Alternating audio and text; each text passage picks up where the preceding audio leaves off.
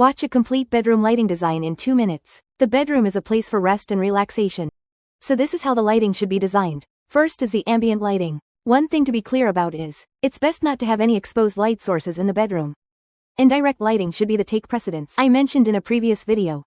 Why? The moment you enter a 5-star hotel, you immediately feel a relaxing atmosphere. It has to do with the absence of exposed light sources and the extensive use of indirect lighting.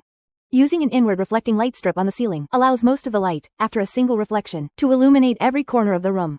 So it can serve as the primary ambient lighting even without turning on the main light and only using the light strip. The room will be quite bright, but it's worth noting that if it's a floating ceiling, most of the light will be concentrated directly below the light trough, making the overall brightness significantly weaker. If the bedroom doesn't have a suspended ceiling, you can also use the embedded aluminum profile light channels mentioned in the last video.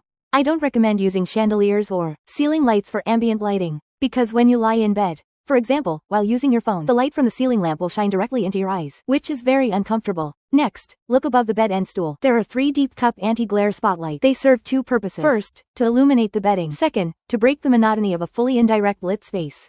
Staying in a uniformly lit space for a long time can make you feel fatigued and dull. Adding the light from the spotlights makes the space more 3-dimensional.